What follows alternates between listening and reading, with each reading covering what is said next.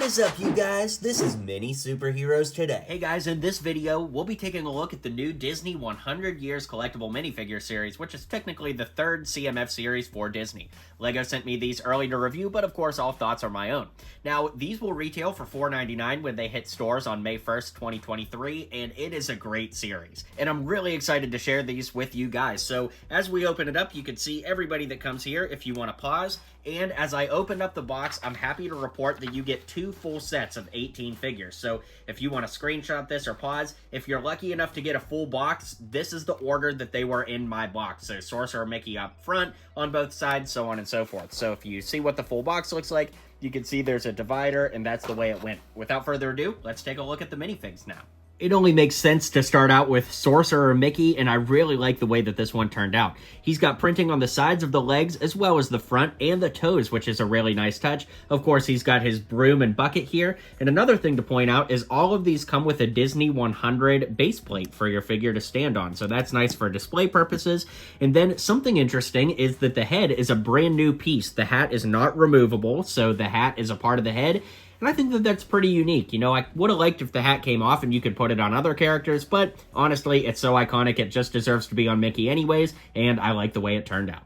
Oswald the Lucky Rabbit is up next. He's pretty cool, having dual molded legs with blue on top, black on bottom. Would look pretty good for Reed Richards from the MCU, if you ask me. But the torso is cool because they could have just given him a black torso, but there is a little bit of blue printing along there to show his pants kind of come up on the torso there. Black arms tie it together. He's got a 1x2 flat piece here with like kind of a Hollywood movie making clap thing. And then of course we've got the super unique molded head, which I think works really well for Oswald, but maybe not for anybody else because it's pretty hyper specific.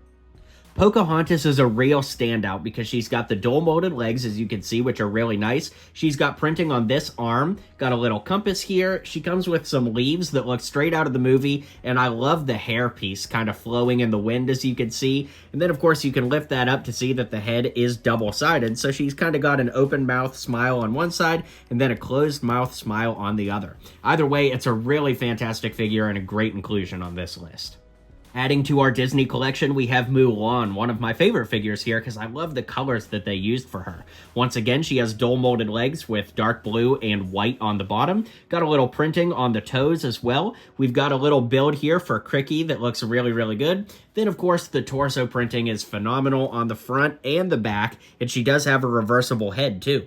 Now, something to point out is that this hair is squishy. It's a little bit more in line with the hair that we've seen from Friends, the LEGO theme. I don't know if this hair has ever appeared in Friends, but it's not the typical minifigure hair that's hard. It's actually a little squishy, so that's pretty cool.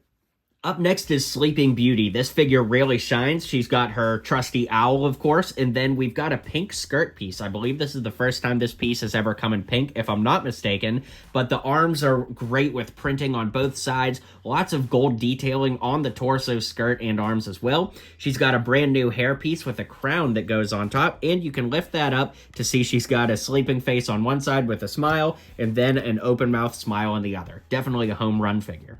So we've got the Evil Queen here, which kind of acts as a pair for Sleeping Beauty. I really like that. And they use the same skirt piece here. Of course, this one's in purple with some printing on the front. I really like that torso print as well. And we've got great torso printing on the back. This would be great for a Raven custom from DC, don't you agree? Speaking of customs, we also get a cape that has black on the outside and red on the inside. Perfect for Thor from Infinity War. Then you can see you've got this gold pole here with a shield piece that goes on. But here it's the mirror, which I really, really like. That could fit in well with a Shrek mock.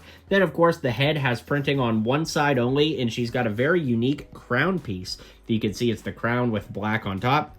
So that looks pretty good too. And the white collar piece is its own unique thing. So we see a couple other characters in this series that have white collars, but each one is unique to it. So let's wait until we see those to talk about them.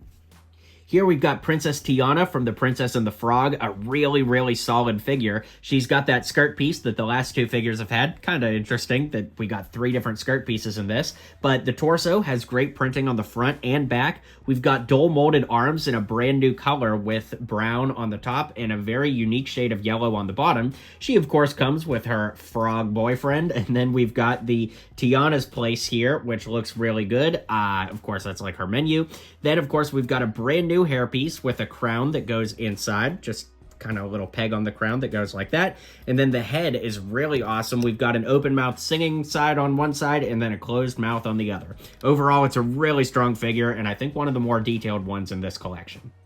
Dr. Fassilier is up next. He's got a great torso print. I love the printing on the back as well. Not really anything exciting going on with the legs except for some toe printing, but he's got his little staff here as well as a card in his hand. He's got a little feather in his cap, so to speak, and then no printing on the back of the head. I will say, as figures go in this lot, this is probably one of the less interesting ones just because, you know, there's no new pieces introduced, not a lot going on, but it's definitely cool as a part of the collection and a nice inclusion for the Princess and the Frog fans.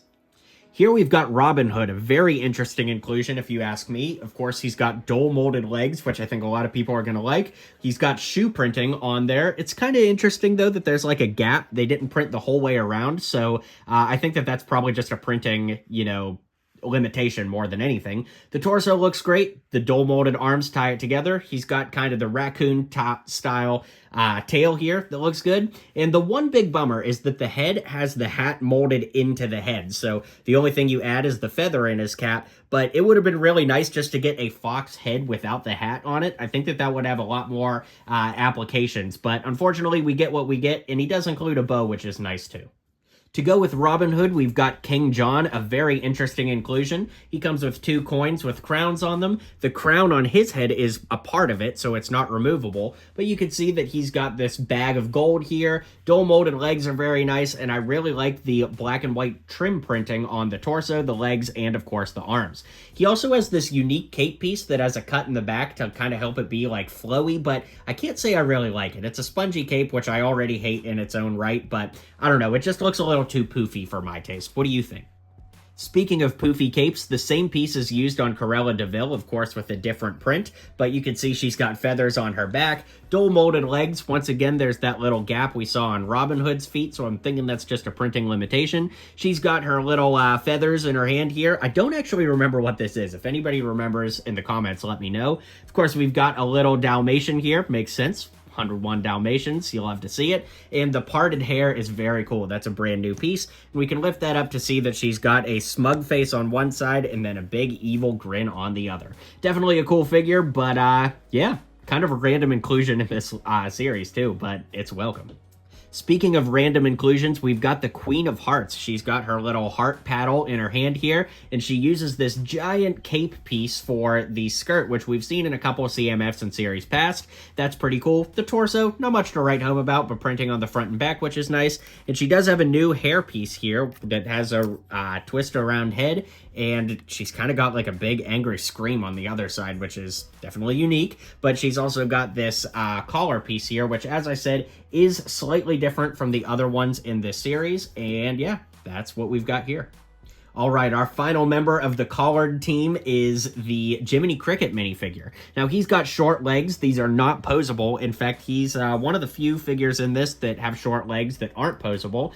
Got his kind of magenta-colored umbrella here, which is nice, and not too much to say about him. I mean, he's got a hat kind of like Dr. Fassilier. I think it's the same hat piece, just different molding and colors and all that, and he's only got one side to his head. So I think for the classic Disney fans, this is going to be an exciting addition. But overall, I'm not a big fan of this one. Pinocchio is an interesting character for LEGO because, of course, they had to give him a nose, but this makes him one of the very, very, very few characters to actually get a nose. You know, of course, there's some characters like animals that get noses, but generally speaking, LEGO figures do not get nose printing. So it's kind of interesting that not only did he get nose printing, but it's nose molding because it's a very unique head. It is a LEGO head, of course, but it's got that nose sticking out, which is pretty interesting. Beyond that, he does have mid-sized legs, which are these smaller posable legs. He's got printing on the sides as well as toe printing, but notice this time that the printing goes all the way around the foot and there isn't that gap on the corners like a couple of the other characters. We've got his little fishbowl here, which is a cool addition. Little printing for a fish castle on the back there. And then overall, it's not too much to say about it other than the hat and the dual molded arms, which are definitely a nice inclusion for this classic Disney character. One of the most detailed figures in this is Miguel from the Coco movie. He's got the printed arms, he's got those short opposable legs, the mid-sized legs we just looked at on Pinocchio. He's got a guitar, and he's got a changeable head. But let's take things one at a time. His dog Dante is included here, which is awesome with the tongue sticking out. But we're going to move Dante off to the side so we can take a closer look at the figure. He comes with an acoustic guitar naturally, but let's remove that as well so you can see all of the great printing on the torso and arms, which look really, really good.